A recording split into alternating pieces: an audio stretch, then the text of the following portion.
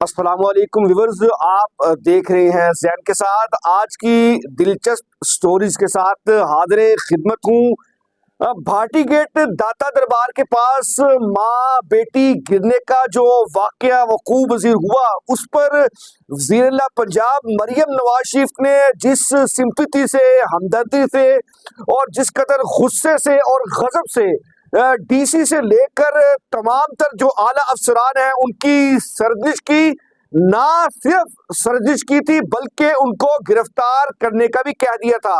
क्या वो अफसरान गिरफ्तार हुए? क्या उनको अदालत में पेश किया गया? और जो मुतवफ़ी यानी कि जो फौत हो गई है गिर के खातून, उसके वालिद ने क्या कहा है? और क्या पुलिस ने किसी किस्म के कोई अंगूठे और साइन करवाए बचने के लिए? वो आपको इस वीलॉग में आज उसमें बड़ी ही होशरबा इंशाफात हैं, वो आपके सामने लेकर के आया हूँ। उसके बाद बसंत पर किन किन चीजों पर पाबंदी लगी और कौन कौन सी काइट उड़ा सकते हैं और क्या पतंगों पर कोई तस्वीर बना सकते हैं सियासी शख्सियात पर, ये तो आपने सुना। और कौन कौन सा गाना नहीं लगा सकते बसंत पर, और उसमें आपने सुना था। और ये है कि उस पर जो सूबाई वज़ीर इत्तलाआत है अज़मा बखारी, उनकी प्रेस कॉन्फ्रेंस भी सामने आई थी। प्रेस कॉन्फ्रेंस में जो सहाफ़ी खातून ने सवाल पूछा था वो आपने सुना होगा। उस पर अज़मा बखारी ने कहा था कि मैं दीवार पर सर मार लूं। तो आज जिस एमपीए शेख इम्तियाज जो पीटीए के एमपी हैं, उन्होंने लाहौर हाई कोर्ट में जो पटिशन दरखास्त दायर की थी कि नकदा कोका गाना उनको बड़ा पसंद है, तो उसकी पाबंदी के खिलाफ उन्होंने पटिशन दायर की थी। आज अदालत में बड़े ही दिलचस्प उस पर मुकालमा हुआ, और वो क्या मुकालमा हुआ, ये तमाम तर चीजें आपको अपने आज के इस वीलॉग में बताऊंगा। एक और बड़ी दिलचस्प खबर, इमरान खान का दूसरा मुशक्ति भी भाग गया। क्यों भागा? क्या इमरान खान उससे करवा रहे थे? वो भी आपको इस वीलॉग में बताऊंगा। जिसने अब तक चैनल को सब्सक्राइब नहीं किया वो चैनल को सब्सक्राइब भी करें और इसका लिंक भी आगे फॉरवर्ड करें और बेल आइकन का बटन भी दबा दें। तो जनाब, आता हूं आज की अपनी इस स्टोरी की जानब के। भाटी गेट लाहौर में माँ बेटी के सीरीज लाइन में गिरने के मामले पर मुकदमे के मुद्दई खातून के वालिद साजिद हुसैन अपने एक बयान में इल्जाम आयद किया है कि मुतलका थाने के पुलिस एहलकारों ने उससे सादा कागज पर दस्तखत और अंगूठे लगवाए। वर्षा ने मजीद कहा कि मुअत्तल और गिरफ्तार अफराद को रिलीफ देने के लिए सादा कागज पर दस्तखत और अंगूठे लगवाए गए। वाजिया रहे कि चंद रोज कबल भाटी गेट इलाके में मां अपनी बेटी समेत सीरीज लाइन में गिरकर जाँ बहक हो गई थी, जिसकी आज इसके आबाई गांव में नमाज जनाजा भी अदा कर दी गई है। इंतजामिया ने इब्तदा में वाक़े को दबाने और मीडिया को गुमराह करने की कोशिश की थी और माँ बेटी के गिरने की इतला को जाली करार दिया था, जिस पर बादअज़ा मरियम नवाज शरीफ ने सख्ती से नोटिस लेते हुए लाहौर के डीसी समेत दीगर आला ओहदे पर फाइज अफसरान की सख्ती से सरजरीश की थी और जिम्मेदारों का तयन करते हुए इन्हें मौके पर गिरफ्तार करने का हुक्म दे दिया था। जिसके बाद project manager Asgar Sindhu, safety incharge Daniyal और साइट इंचार्ज अहमद नवाज को गिरफ्तार कर लिया गया था, लेकिन इन्हें ताहाल अदालत में रिमांड के लिए पुलिस की जानब से पेश नहीं किया गया। दूसरी जानब इस वाक़े पर डीआईजी ऑपरेशन की खामत को हिरासत में लेने और तशद्दुद की इतलात पर मुतलका थाने के एसएचओ और डीएसपी के खिलाफ कार्रवाई का भी हुक्म दे दिया है, जिस पर एसएचओ भाटी गेट जैन आवाज को मुअत्तल कर दिया गया है और डीएसपी को इज़हार वजूह का नोटिस जारी किया गया है। डीआईजी ऑपरेशंस ने एआईबी को आजादाना इंक्वायरी के लिए खत भी लिख दिया है, जिसके मुताबिक इंक्वायरी में खामद और देवर को हिरासत में लेने के मुहर्रकात का तयन होगा। पुलिस ने रेस्क्यू कॉल पर गिरफ्तारी क्यों की, इसकी भी चार्ज जो है वो जांच होगी। रेस्क्यू ऑपरेशन के दौरान पुलिस एक्शन क्यों हुआ, इसका भी तयन होगा। तहकीकात की रोशनी में अफसोसनाक रवैये में मुलविस तमाम अफसरान के खिलाफ सख्त एक्शन होगा। इस पर आज सूबाई वज़ीर इत्तलाआत अज़मा बखारी का कहना है कि मरियम नवाज भाटी गेट वाक़े की एक एक लम्हे की रिपोर्ट ले रही थी और ले रही है, मेरे पास अल्फाज नहीं है बता सकूं कि वज़ीर-ए-आला भाटी गेट के वाक़े पर कितनी गमज़दा थी। इंक्वायरी के लिए 48 घंटे की मोहलत दी गई है। मरीम नवाज बहुत तकलीफ में है, मैं बता नहीं सकती वो कितने दुख में है। अज़मा बुखारी का मजीद कहना है कि भाटी गेट पर वाक़े से मुतल्लिक पहली इतला रेस्क्यू 1122 ने दी थी। बच्ची की वालिद का पुलिस से राब्ता हुआ, पुलिस बच्ची के वालिद को थाने ले गई थी। खातून के वालिद ने बताया कि बेटी का अपने शोहर के साथ झगड़ा हुआ था, इसलिए पुलिस बच्ची के वालिद को ले गई। पुलिस को लगा होगा कि शायद शवाहिद इस मामले में मुलव्विस है। जिस शख्स की बीवी और बच्ची गिर गई, पुलिस ने इसके साथ गलत रवैया रखा, इस पर भी तहकीकात होगी। जो भी मुलव्वस पाया गया इसके खिलाफ कार्रवाई होगी। लेकिन ताहाल गिरफ्तार मुल्ज़मान को अदालत में पेश नहीं किया जा सका, जिस पर पुलिस की जानब से मुतवफ़्फ़ी खातून के वालिद से अंगूठा लगवाने और मुल्ज़मान को पेश न किए जाने से मुतल्लिक मौक़िफ़ इख्तियार किया गया है कि मुतवफ़्फ़ी खानदान के वालिद का अंगूठा किसी को रिलीफ देने के लिए नहीं लगवाया गया।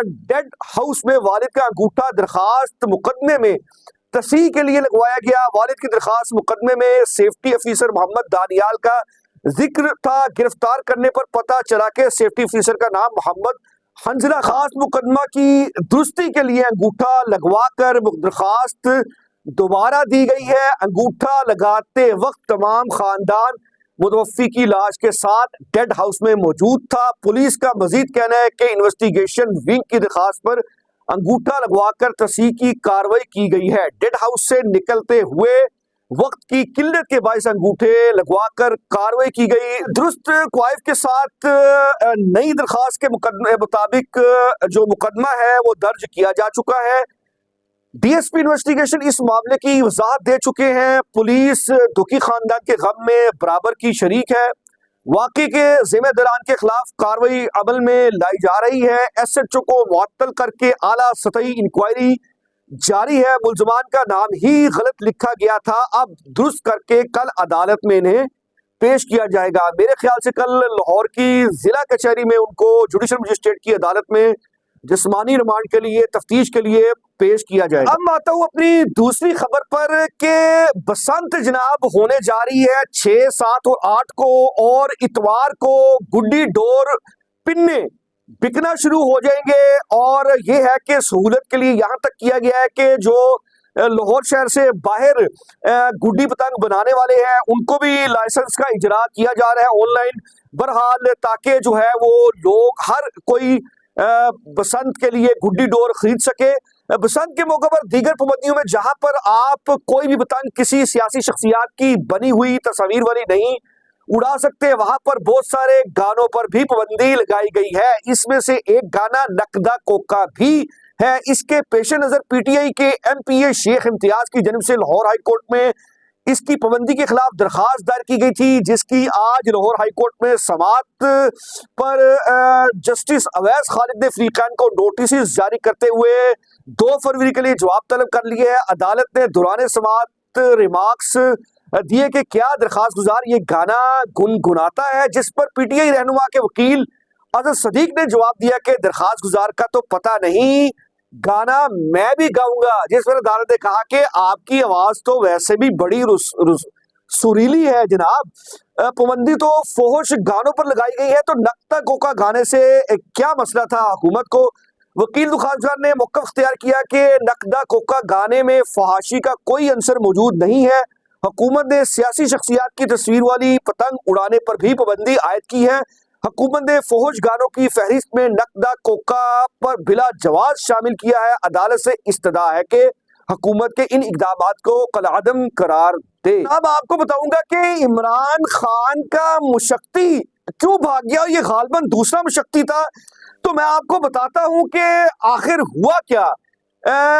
इमरान खान का मुशक्ति इसलिए भागा कि जनाब मेरे ज़राए के मुताबिक जेल में इमरान खान के मुशक्ति ने जेल सुप्रीडेंट से दरखास्त की कि खुद को इमरान खान की खिदमत से तब्दील करवाना चाहता है। इसने दरखास्त में जो वजह लिखी वो मैं आपको बताऊंगा, तो आप हक्का बक्का रह जाएंगे, दंग रह जाएंगे कि इमरान खान की मुसलसल बिला वजह बदतमीजी और गालम गलोच से इसने ये दिल बर्दाश्त हो गया था, और इमरान खान अब ज्यादा गालम गलोच करना शुरू हो गए थे।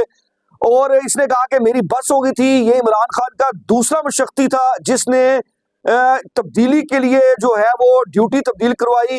और मैं आपको बताऊं कि मुशक्की सजा याफ्ता कैदी होते हैं जो कैदे बामुशक्कत गुजारते होते हैं, यानी कि इन पर भी सजा याफ्ता ये कैदी होते हैं। अगर इनकी ड्यूटी किसी बड़ी शख्सियत जैसे साबिक वजीर आजम की खिदमत में लग जाए तो वो इसको एजाज समझते हैं और कोशिश करती हैं कि मज़कूरा शख्सियत खुश रहे। इनको उम्मीद होती है कि जब वो रहा होगा तो इसकी खिदमत का एवज इसको रिलीफ देगा या इसके और किसी काम आ जाएगा। मसलन आसिफ अली जरदारी और नवाज शरीफ ने अपने रहाई के बाद अपने मुशक्कियों के काफी मसाइल हल किए थे, लेकिन इमरान खान तो इस मामले में भी बहुत ही बदकिस्मत निकले हैं कहा जाए तो, जिसके साथ जेल का मुशक्की भी चंद दिन नहीं निकाल सका। यानी कि उन्होंने जड़ियां तीन बुढ़िया सी, दो तो चली गई, एक है। हालांकि वीआईपी को अच्छा खाना मिलता है, शक्तियों को भी इसमें कुछ मिल जाता है। इमरान खान की जो कंजूसी की फितरत मशहूर है, जब इनसे मिलने कोई जाता था सहाफी, आपको पता था कि जब वो बाहर थे तो वो किस कदर जो है वो पूछते थे, तो वो तो किसी सहाफी को या किसी शख्सियत को खाते में नहीं लाते थे। मुझे याद है कि मैं जब इमरान खान साहब से कुछ सहाफी जमान पार्क में मिलने के, जब वो लाहौर में डेरे डाले हुए थे टूटी हुई टांग के साथ, तो उन्होंने जनाब आगे को ड्राई फ्रूट्स रखे हुए थे, तो ड्राई फ्रूट्स जो रखे हुए थे उसके ऊपर उन्होंने प्लास्टिक कवर चढ़ाए हुए थे। गालबन पता नहीं वो मक्खियों से बचाने के लिए चढ़ाए हुए थे या हमसे बचाने के लिए चढ़ाए हुए थे। तो जब हम जाके बैठे तो वो तब तक मीटिंग खत्म हुई, वो उन्होंने उतारे नहीं। यानी कि कोई उसमें से कोई, यानी कि उनकी तरफ जो प्लेट पड़ी हुई थी, जो बादाम पड़े हुए थे, उस पे के एक छोटा सा जो हिस्सा है वो सिर्फ हटा हुआ था जिसमें कि इमरान खान खुद बादाम ले सके।